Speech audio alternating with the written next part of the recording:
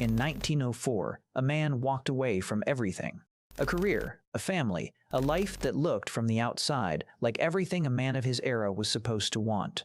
He walked away from St. Louis, from the libraries and the lecture halls, and the comfortable certainty of a life built on books and catalogs and the quiet order of academic work. And he walked into the Appalachian Mountains, alone, with very little money, with a few tools, with a desire that he could barely explain even to himself, to find something real.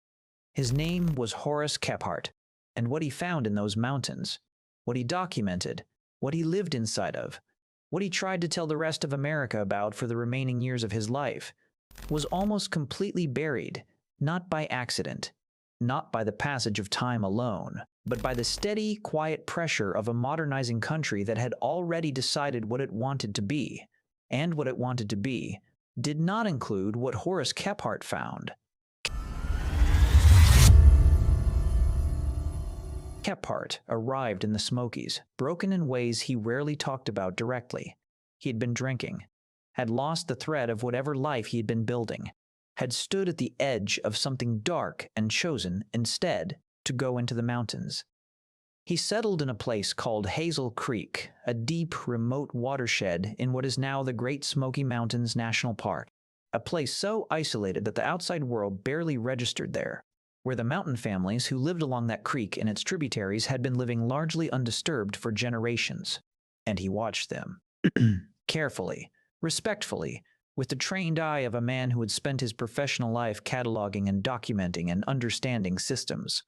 He watched how they built, how they ate, how they preserved food and heated their homes and moved through the seasons with a competence so complete and so quiet that it barely looked like skill at all.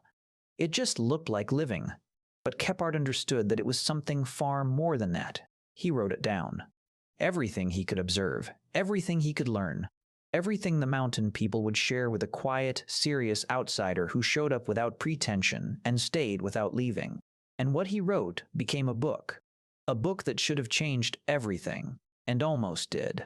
The book was called Our Southern Highlanders, published in 1913, revised and expanded in 1922. It is one of the most careful, most honest, most deeply observed accounts of Appalachian mountain life ever written by an outsider, and it reads, even now, like a document from a world that existed just long enough to be recorded before it began to disappear. Kephart wrote about the spring boxes, not with the clinical distance of an anthropologist, with the wonder of a man who had put his own hand into cold spring water on a July afternoon and understood, immediately and physically, what the mountain people had understood for generations. He wrote about a water system so elegant in its simplicity that it required no moving parts, no maintenance beyond occasional clearing of leaves and debris, no energy source beyond the slow pull of gravity down a mountain slope. Cold water, emerging from the earth at a constant temperature, captured at its source before it could warm or collect the bacteria of the open ground, directed by gravity through hand-hewn wooden troughs to the cabin below. Cooling food, providing drinking water, watering the garden on its way past, doing the work of systems that the rest of America was spending enormous amounts of money and energy to replicate with machinery. Kephart saw it clearly, he wrote it clearly, and the people who were building the machinery didn't want it written at all. Here's what happened after Kephart published. The book was read, was respected in certain circles, was praised by people who cared about folklore and regional culture and the documentation of disappearing ways of life. And then it was filed, not banned, not burned. Filed. Put in the category of regional interest, of Appalachian studies, of the kind of thing that historians and folklorists cared about, but that had no bearing on the direction the country was headed. Because the country was headed somewhere specific, toward electrification, toward refrigeration, toward the centralization of food production and water supply and energy generation into systems large enough to require ongoing dependence from the people they serve. The Rural Electrification Act of 1936 brought power lines into the hollows. The county extension services brought modern agricultural methods. The new roads brought goods that were cheaper than what a family could make themselves. And one by one, the systems that Kephart had documented, the spring boxes, the root cellars, the smokehouses, the cold troughs, the stacked and efficient and completely self-sufficient homestead economy, became curiosities. relics of a poorer time, evidence of how far America had come. Nobody ordered the mountain families to stop using their springboxes. Nobody passed a law against root cellars. Nobody had to. The new systems were simply made so available, so cheap, so aggressively normalized that the old systems began to feel like poverty rather than wisdom. And wisdom dressed in the clothes of poverty is very easy to forget. But Kephart had seen something else, something beneath the practical systems, something that the springboxes and the root cellars and the smokehouses were expressions of, but were not themselves.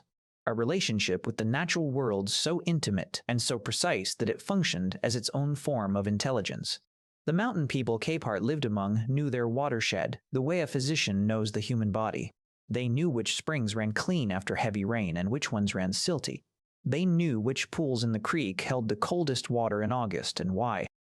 Because cold springs fed them from below, the same principle that made the springbox work, operating at the scale of the landscape itself.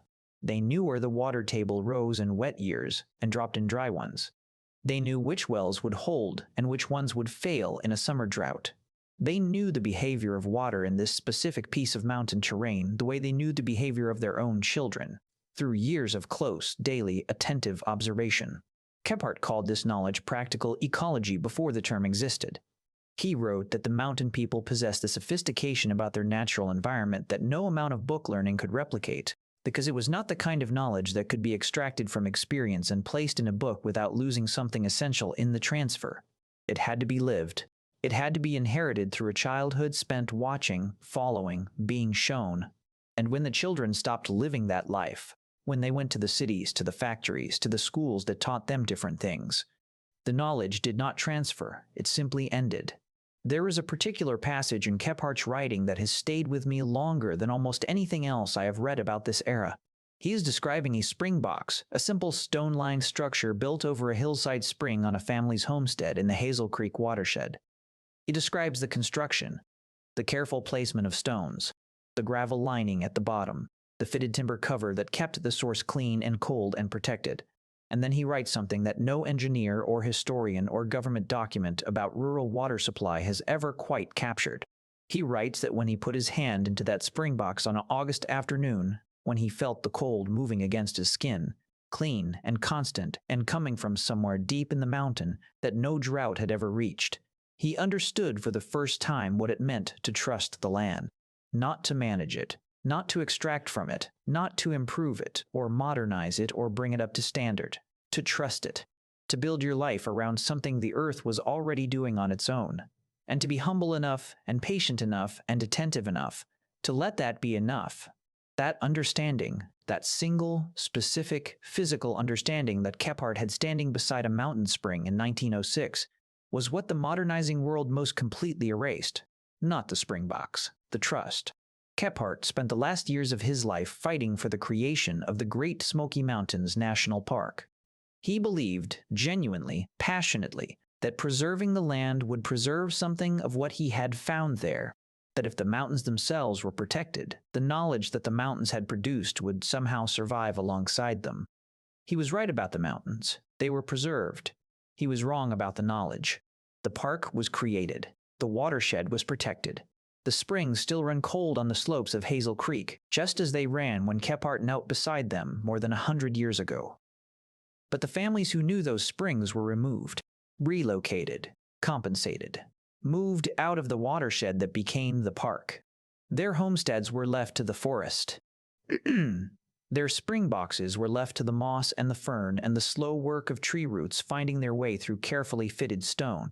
And the knowledge, the hyperlocal, irreplaceable generation's deep knowledge of exactly how water moves through that specific piece of mountain terrain, went with them, into towns, into different lives, into a world that had no use for what they knew. Kephart died in 1931 in a car accident on a mountain road, just months before the park he had spent a decade advocating for was officially established. He never saw it completed, never stood on its official boundary and knew that what he had fought for was real. But his writing survived. And in his writing, in the careful, respectful, deeply observant pages of Our Southern Highlanders and his survival guide, Camping and Woodcraft, the water knowledge survived too, pressed between the pages like a dried plant from the hillside. Still there, still complete, waiting for someone to open the book and understand what they were reading. The spring box that Kephart described is not a historical artifact. It is a working technology, cold water emerging from the earth at a constant temperature, captured at its source, directed by gravity, cooling food without electricity, providing clean water without filtration systems, watering gardens without pumps. It works today exactly as it worked in 1906, exactly as it worked in 1806. The mountain did not change. The water did not change. Only the people changed. Only our willingness to kneel beside a cold spring and trust what the earth was already offering. That changed. Horace Kephart tried to tell us. He spent years in those mountains trying to show a modernizing America what it was about to lose. Not the poverty. Not the isolation. Not the hardship. The knowledge. The patient, specific, irreplaceable knowledge of how to live with what the land provides. How to build a spring box over cold water and let gravity do the work. How to stack every resource until nothing is wasted and nothing is needed from outside.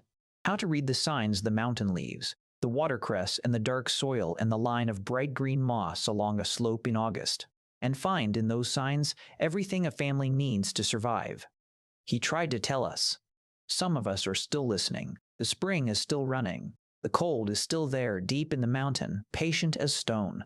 And the knowledge, Kephart's knowledge, the mountain's knowledge, the knowledge of every family who ever built a spring box on Hazel Creek hillside, is still waiting for anyone willing to kneel down beside cold running water and pay attention.